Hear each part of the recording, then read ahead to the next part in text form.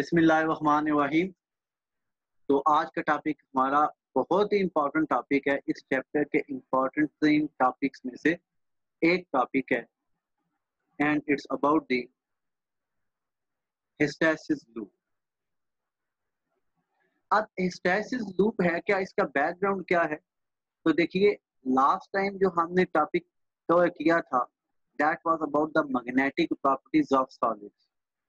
उसमें हमने ये बात की थी कि मैग्नेटिकली हमारे पास तीन तरह के मटेरियल्स होते हैं।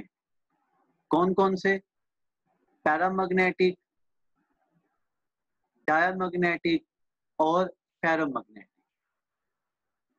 तो ये आज का जो हमारा टॉपिक है hysteresis loop, basically it is concerned with the ferromagnetic materials. आपको याद हो तो हमने पढ़ा था फेरोमैग्नेटिक मटेरियल्स में कि ये हमारे पास ऐसे मटेरियल्स हैं जो मैग्नेट की तरफ अट्रैक्ट होते हैं और इनको हम मैग्नेट बना भी सकते हैं। फेरोमैग्नेटिक मटेरियल्स ऐसे मटेरियल्स हैं जो कि ना सिर्फ मैग्नेट की तरफ अट्रैक्ट होते हैं बल्कि हम उन्हें मैग्नेट बना भी सकते हैं। ठीक हो गया जी। तो उसी की स्टडी जो है फेरोमैग्नेटिक मटेरियल्स की, वो हमारे पास आती है जी हिस्टैरिसीस लूप के अंदर। तो आइए इसको स्टार्ट करते हैं। पहली बात आपके पास आती है कि when a ferromagnetic material is magnetised in one direction it will not relax back to zero magnetization when imposed magnetic field is removed. Last time ferromagnetism के अंदर मैंने आपको बताया था। आइए जरा उसको दोबारा से भी इसको थोड़ा सा देख लेते हैं यहाँ पे, ताकि आप लोगों को थोड़ी सी बातें जो है वो वाज़ेह होती जाएं। देखिए जरा, अगर आपको याद हो तो लास्ट टाइम हमने बात की थी डोमेन्स की। हमने लास्ट टाइम बात की थी डोमेन्स की। ये आपके पास डोमेन्स मुख्तलिफ डायरेक्शंस के अंदर ओरिएंटेड होते हैं फेरोमैग्नेटिक मटेरियल्स के अंदर ऐसे, ठीक है, यूं एंड सो ऑन। एक ये आपके पास, तो ये जो एक एरो है वो दर हकीकत क्या है कि एक डोमेन को रिप्रेजेंट कर रहा है। तो जब आपके पास फेरोमैग्नेटिक मटेरियल अनमैग्नेटाइज्ड होगा, मतलब उस पर किसी किस्म का कोई मैग्नेटिक फील्ड मौजूद नहीं होगा, आपने उसके ऊपर अप्लाई नहीं किया होगा, तो फिर जो डोमेन्स हैं वो डिफरेंट डायरेक्शंस के अंदर क्या होंगे, ओरिएंटेड होंगे। लेकिन जो ही आप इस पे अप्लाई कर देंगे मैग्नेटिक फील्ड, तो अब आप देखेंगे कि डोमेन्स जो हैं वो क्या करेंगे कि ऐसे सारे के सारे एक ही डायरेक्शन के अंदर अलाइन हो जाएंगे। और वो उनकी डायरेक्शन कौन सी होगी? जो कि मैग्नेटिक फील्ड की डायरेक्शन है। अब ये सारे आपके पास डोमेन है, तो ये सारे अलाइन हो गए किसकी डायरेक्शन में? मैग्नेटिक फील्ड की डायरेक्शन में। यहाँ पे हम इसे यूं दे लेते हैं, तो ये देखिए, ये आपके पास आ गया रेड एरो आपको रिप्रेजेंट कर रहा है।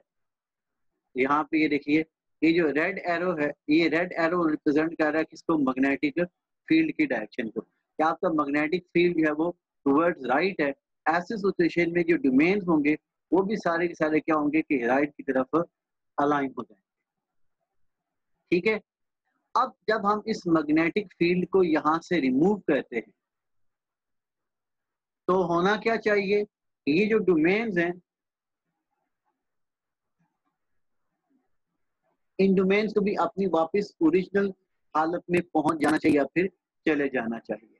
ठीक है। लेकिन हम देखते हैं कि ऐसा नहीं होता है।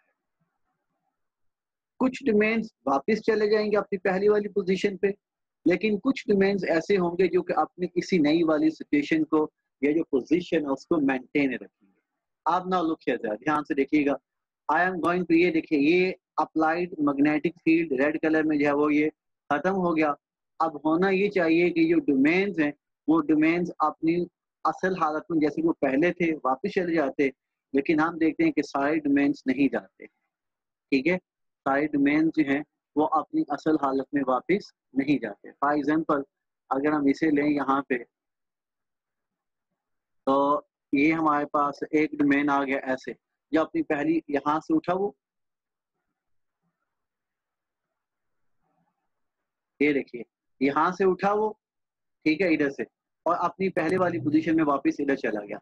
लेकिन बाकी के जो डोमेन्स हैं, वो बाकी के डोमेन्स हैं वो अपनी पहली वाली पोजीशन पे वापस नहीं जाते, बल्कि वो नई वाली सिचुएशन को ही क्या कहते हैं कि कंटिन्यू रखते हैं। ठीक है, यहाँ तक कहानी आपको समझ में आ गई। अब इस स्टेटमेंट के ऊपर चलिए जो मैंने आपके सामने डिस्प्ले की है, क्या कि when a ferromagnetic material is magnetised in one direction it will not relax back to zero. मतलब जब एक दफा वो एक डायरेक्शन के अंदर मैग्नेटाइज हो गया तो फिर सारे डोमेन्स अपनी पोजीशन पे वापस नहीं जाएंगे, बल्कि चंद एक ऐसे होंगे जो कि उस नई पोजीशन के अंदर रहेंगे। तो आपका मैग्नेटिज्म जीरो नहीं होगा। रिलैक्स बैक टू जीरो मतलब मैग्नेटिज्म जीरो नहीं होगा when imposed magnetic field is remove. जब आपने जो अप्लाइड मैग्नेटिक फील्ड था उसको खत्म कर दिया तो डोमेन्स को वापस चला जाना चाहिए था अपनी पहले वाली पोजीशन पे, लेकिन वो वापस नहीं गए हैं। ठीक है, तो दिस इज व्हाट जो आपने यहाँ पे डिस्प्ले किया है। नेक्स्ट देखिए जरा, it must be driven back to zero by a field in opposite direction. अब कहता है कि अगर आपने इन डोमेन्स को वापस लेके जाना है अपनी पहली वाली पोजीशन पे, तो फिर आपको क्या करना पड़ेगा, एक और मैग्नेटिक फील्ड अप्लाई करना पड़ेगा जो कि पहले वाले फील्ड के अपोजिट डायरेक्शन में। अब देखो यहाँ पे क्या होने जा रहा है, ये आ गई हमारे पास इधर और ये। नाउ अब हम क्या कहने जा रहे हैं कि एक मैग्नेटिक फील्ड अप्लाई करने जा रहे हैं जो कि पहले मैग्नेटिक फील्ड से अपोजिट डायरेक्शन में। अब ये जो मैग्नेटिक फील्ड होगा ये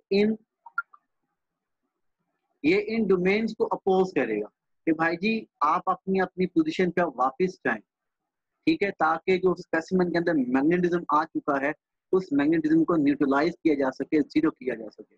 तो ये जो अब आपने मैग्नेटिक फील्ड अप्लाई किया अपोजिट डायरेक्शन में, ये क्या करेगा कि डोमेन्स को उनकी असल पोजीशन में वापस ले जाएगा। फॉर एग्जांपल देखिए जरा यहाँ पे ये है, तो यहाँ पे ये डोमेन खत्म हो गया, ये डोमेन भी खत्म हो जाएगा, ये डोमेन भी खत्म हो जाएगा, और अब ये डोमेन क्या होंगे अपनी पहले वाली पोजीशन में वापस चले जाएंगे। लुक हियर ऐसे है, तो ये जो डोमेन था वो आपके पास कुछ ऐसी पोजीशन में आ जाएगा, ये कुछ ऐसी पोजीशन में आ जाएगा, ये कुछ ऐसी पोजीशन।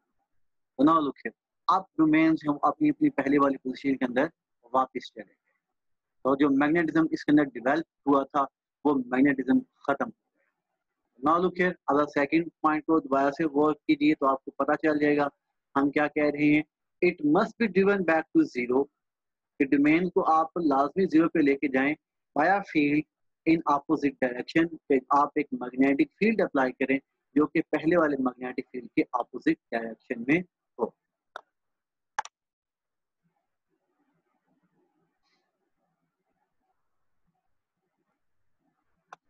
तो let me clear this one. Next देखो जरा, if an ordinary magnetic field is applied to the material its magnetisation will trace out the loop called the hysteresis loop. कहता है पहले आपने मैग्नेटिक फील्ड अप्लाई किया एक direction में, फिर आपने मैग्नेटिक फील्ड अप्लाई किया उससे अपोजिट डायरेक्शन में।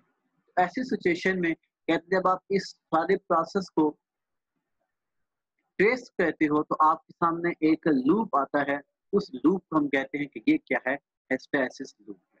If an alternating magnetic field, देखो ऑल्टरनेट हो रहा है कि पहले एक डायरेक्शन में फिर चेंज हो गया, फिर एक डायरेक्शन में फिर से अपोजिट चला गया, फिर वो पहले वाली डायरेक्शन फिर अपोजिट एंड से हुआ। तो ये क्या हो रहा है, ऑल्टरनेट हो रहा है, तब्दील हो रहा है, कॉन्टिन्यूस तब्दील हो रहा है।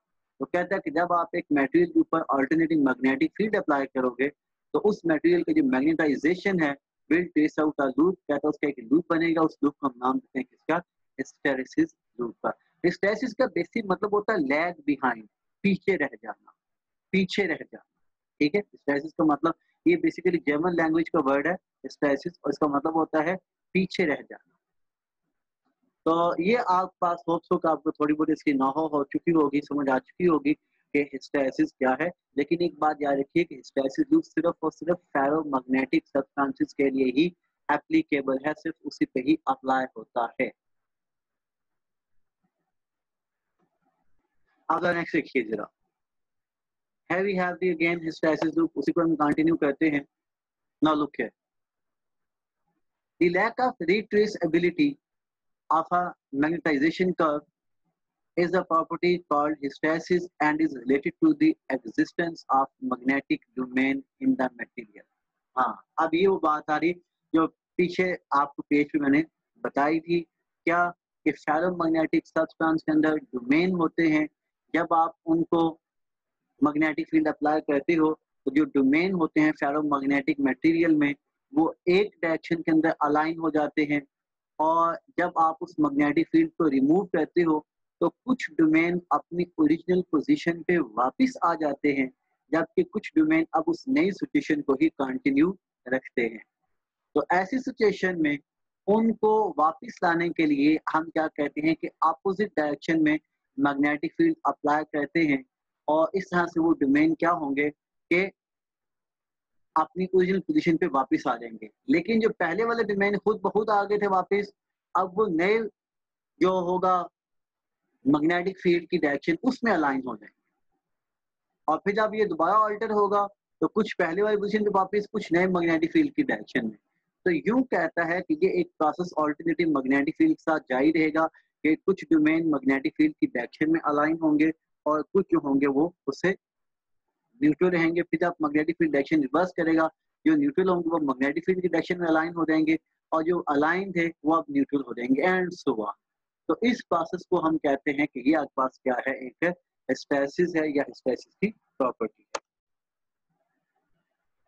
Once the magnetic domains are reoriented, जब domains reoriented हो जाएंगे, it takes some energy to turn back again. कहता है फिर उनको वापस लाने के लिए क्या है कि एनर्जी खर्च करनी पड़ती है. एक दफा जब डोमेन्स एक डायरेक्शन के अंदर अलाइन हो जाएं तो उनको फिर वापस लाने के लिए हमें क्या कहना पड़ता है कि एनर्जी डिसिपेट करनी पड़ती है, एनर्जी खर्च करनी पड़ती है. ठीक है, तो the magnetic memory aspects of iron and chromium oxides make them useful magnetic storage of data on computer disk. तो कहता है इस प्रॉपर्टी को हम यूज करते हैं कहाँ पे, कि जो आपकी कंप्यूटर के अंदर हार्ड डिस्क होती है, ठीक है, तो उस पे हम इसको इस्तेमाल करते हैं कि आयरन की हम बनाते हैं, उसके ऊपर क्रोमियम ऑक्साइड जो होता है उसकी हम उसको कोटिंग कर देते हैं, तो एक बड़ा अच्छा आपका फेरोमैग्नेटिक मटेरियल बन जाता है, जो कि आप उसके जो डोमेन होते हैं वो मैग्नेटिक फील्ड के डायरेक्शन में अलाइन होते रहते हैं, और आपके पास एक स्टोरेज कैपेसिटी की शक्ल में सामने आते हैं. तो ये आपके पास क्या है कि मैग्नेटिक हिस्टेरेसिस का एक बड़ा अच्छा यूज है कि आप किस तरह से डोमेन्स को इस्तेमाल करते हैं.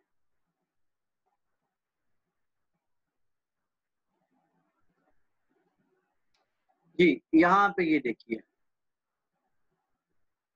ये अब हमारे पास क्या आ रहा है कि एक लूप आ रहा है. एक्स एक्सिस है ये हमारे पास, यहाँ पे आप देख सकते हैं, ठीक है, कैसे मेरा आपको शो कर रहा होगा कि दिस इज दी या स्पॉटलाइट हमारे पास मौजूद है, वो आपको बता रही है this is the x axis. Axis के अलावा हम क्या कहते हैं कि एच ले लेते हैं. Here the H is the magnetic field strength, कि हमने कितना स्ट्रॉन्ग मैग्नेटिक फील्ड जो वो अप्लाई किया है. और यहाँ पास ये वाई एक्सिस है, वाई एक्सिस का हम एम ले लेते हैं, and this is M is the magnetic field या मैग्नेटाइजेशन ऑफ द मटेरियल, के मटेरियल आपका कितना मैग्नेटाइज हुआ है. एच याद रखिए एक्सटर्नल मैग्नेटिक फील्ड है, एच आपके पास क्या है, एक्सटर्नल मैग्नेटिक फील्ड है, और एम किसको रिप्रेजेंट कर रहा है कि जिस मटेरियल पे आपने मैग्नेटिक फील्ड अप्लाई किया है, जिस मटेरियल पे आपने मैग्नेटिक फील्ड अप्लाई किया है, ये उसके मैग्नेटिज्म को शो कर रहा है कि उसका मैग्नेटिज्म क्या होगा. नाउ लुक हियर जी, ये आप बॉक्स देख रहे हैं, ये हमारे पास एक फेरोमैग्नेटिक मटेरियल को शो कर रहा है, एडिशनली फेरोमैग्नेटिक मटेरियल, और ये एरोज हैं स्मॉल पोर्शंस के अंदर, ये हमारे पास डोमेन्स हैं. तो आप देख सकते हो कि यहाँ पे जो डोमेन्स हैं वो रैंडमली ओरिएंटेड हैं. अब हम इस स्पेसिमेन के ऊपर अप्लाई करते हैं एक मैग्नेटिक फील्ड, ठीक है.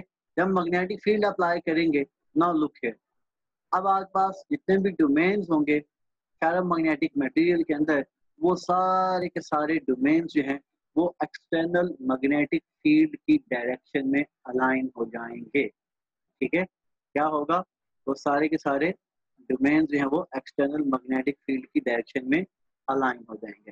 फॉर एग्जांपल ये देखिए इधर कि ये मैं ड्रा कर रहा हूँ एक्सटर्नल मैग्नेटिक फील्ड। अब ये मेरे पास एक्सटर्नल मैग्नेटिक फील्ड है। ठीक है, तो नाउ यू कैन सी के सारे के सारे जो है वो आपके पास डोमेन्स वो एक्सटर्नल मैग्नेटिक फील्ड की डायरेक्शन में अलाइन हो जाएंगे।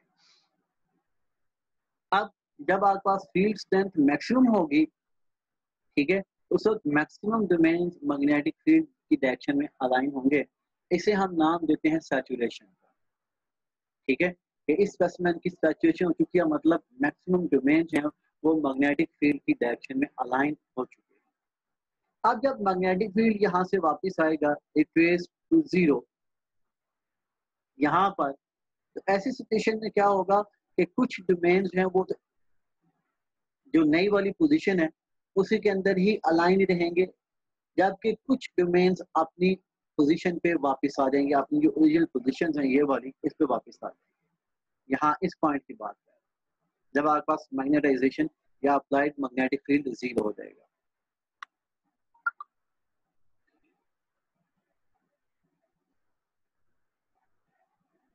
अब जब आप एक्सटर्नल मैग्नेटिक फील्ड की डायरेक्शन को रिवर्स करेंगे कि पहले आपने मैग्नेटिक फील्ड इस डायरेक्शन में अप्लाई किया हुआ है, अब आप क्या कहते हैं कि जो मैग्नेटिक फील्ड है अब आप उसको इस डायरेक्शन में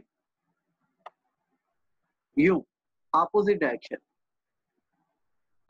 अब आप उसको इस डायरेक्शन में जब अप्लाई करेंगे तो अब आपके पास जो डोमेन्स होंगे वो डोमेन्स क्या करेंगे कि जो यहाँ पे अलाइन थे अब सारे के सारे उनकी डिसअलाइनमेंट हो जाएगी, मतलब वो अपनी अपनी पिछली पोजीशन पे वापस आ जाएंगे। लेकिन फिर क्या होगा कि यही जो अप्लाइड मैग्नेटिक फील्ड है अपोजिट डायरेक्शन में, अब वो अप्लाइड मैग्नेटिक फील्ड डोमेन्स को फोर्स करेगा कि तुम अब मेरी डायरेक्शन के अंदर क्या करोगे, अलाइन करोगे। तो अब डोमेन्स डिसअलाइनमेंट के बाद दोबारा से क्या होंगे कि नई मैग्नेटिक फील्ड की डायरेक्शन के अंदर अलाइन होना शुरू हो जाएंगे। तो they will be toward saturation in opposite direction. पहले डोमेन्स यहाँ पे थे, यहाँ पे ऐसे देख सकते हो कि पहले डोमेन्स यहाँ पे थे, यहाँ पे उनकी सैचुरेशन हुई। जब आपने मैग्नेटिक फील्ड को रिवर्स किया तो अब डोमेन्स इधर आ गए और ऑपोजिट डायरेक्शन के अंदर आके क्या हो रही है, उनकी सैचुरेशन हो रही है।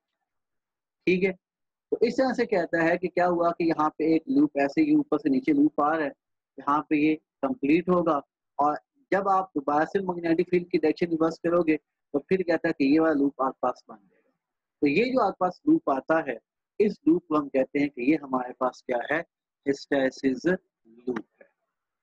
इसमें क्या हो रहा है कि जो material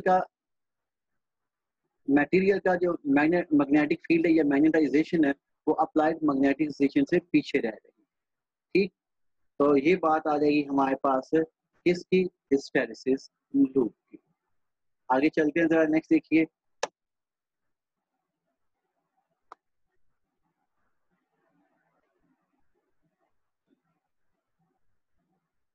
terms related with the hysteresis, hysteresis कुछ टर्म्स हैं, उनको देख लेते हैं हम।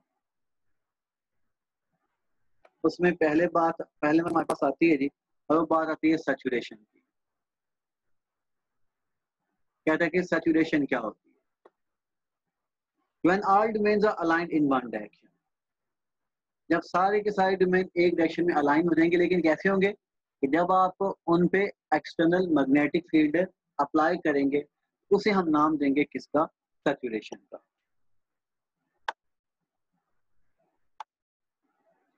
Retentivity, the ability of material to retain residual magnetic field when magnetic force is removed। जब आप मैग्नेटिक फोर्स को रिमूव कर देते हो लेकिन आपका जो फेरो मैग्नेटिक मटेरियल है स्टिल उसके अंदर मैग्नेटिक प्रॉपर्टीज मौजूद होती है, मतलब वो मैग्नेटाइज्ड ही रहता है। इस प्रॉपर्टी को हम नाम देते हैं किसका, रिटेंटिविटी का।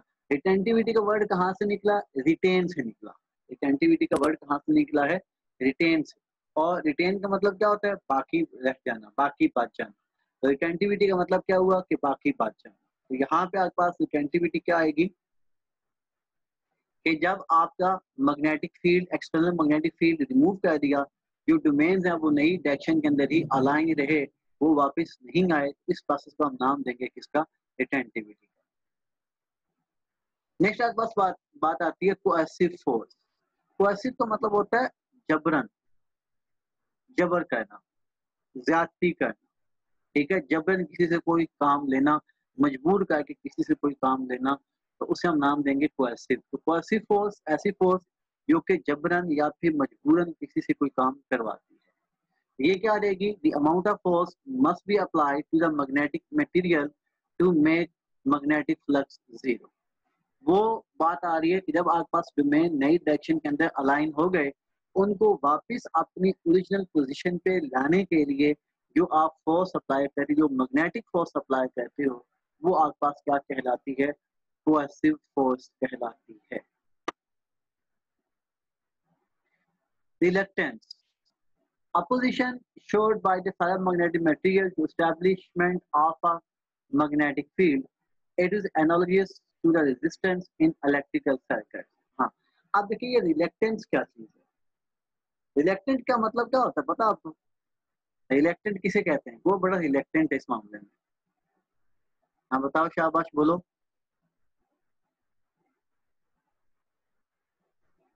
उर्दू में हम इसके लिए एक वर्ड यूज करते हैं और वो वर्ड है हमारे पास हिचकिचाहट का, हिचकिचाना, रिलेक्टेंट। तो रिलेक्टेंस क्या आ जाएगा? उसकी प्रॉपर्टी आ जाएगी। अब ये यहाँ पे देखें रिलेक्टेंस किधर आ रहा है कि जब डोमेन नई डायरेक्शन के अंदर अलाइन हो चुके, ठीक है, in the external magnetic field, in the terms of external magnetic field, अब क्या होने जा रहा है? मैग्नेटिक फील्ड रिमूव हो गया, डोमेन वापस नहीं आए, उनको वापस लाने के लिए आपने क्या किया कि फोर्स अप्लाई की। तो ये जो उनकी प्रॉपर्टी थी कि उनको वापस लाने के लिए आपको कोएसिव फोर्स या मैग्नेटिक फोर्स जो है वो अप्लाई करना पड़ी। ठीक है, मतलब वो क्या कर रहे हैं कि रेजिस्ट कर रहे हैं, उसकी इस रेजिस्टेंस को हम नाम देते हैं किसका?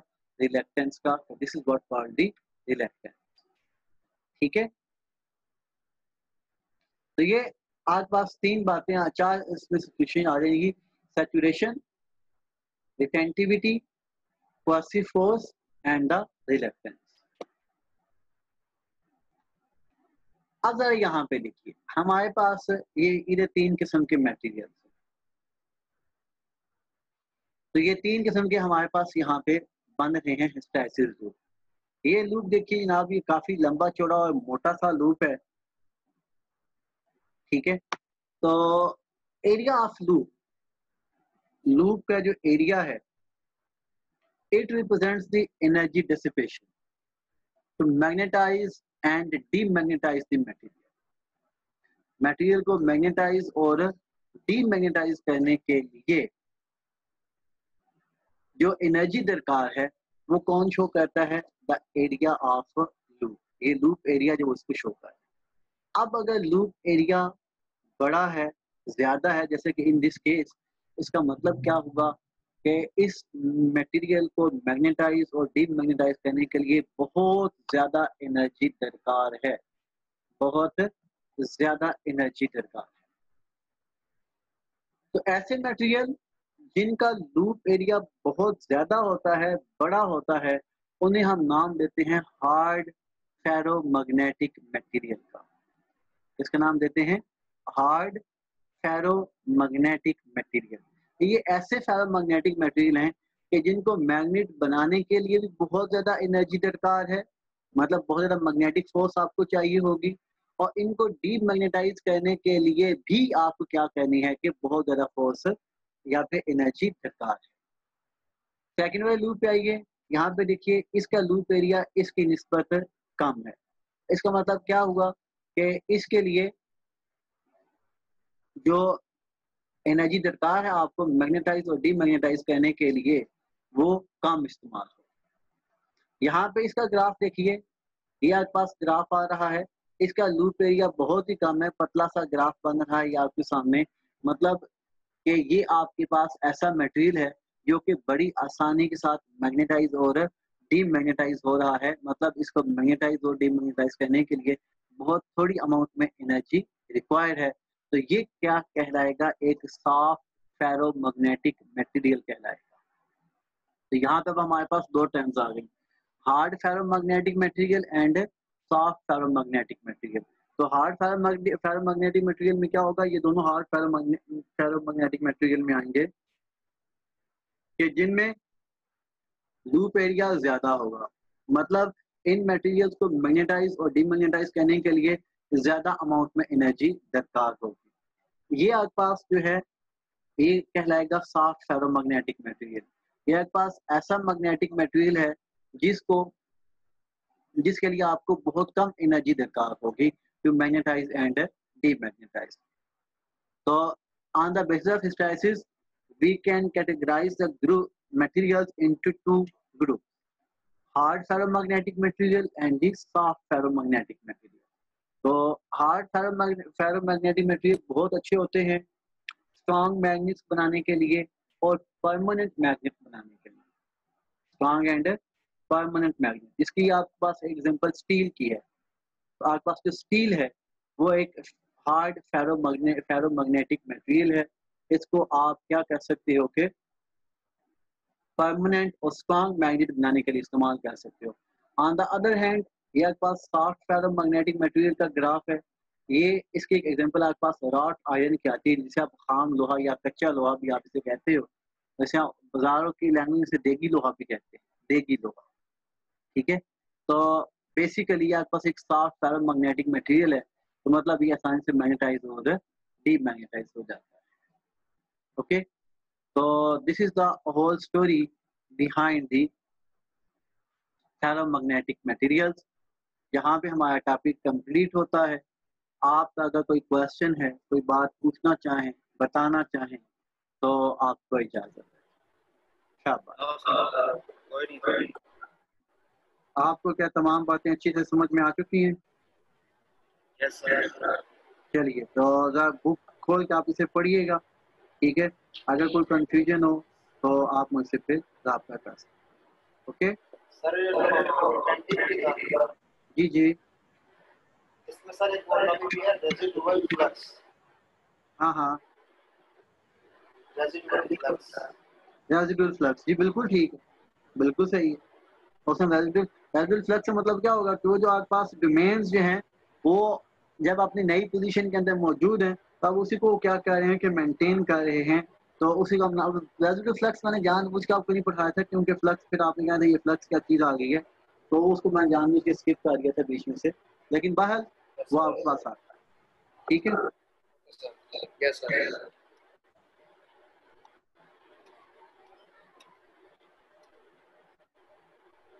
हाँ जी, any other question? No sir, कोई नहीं। चलो ठीक है जी, थैंक यू।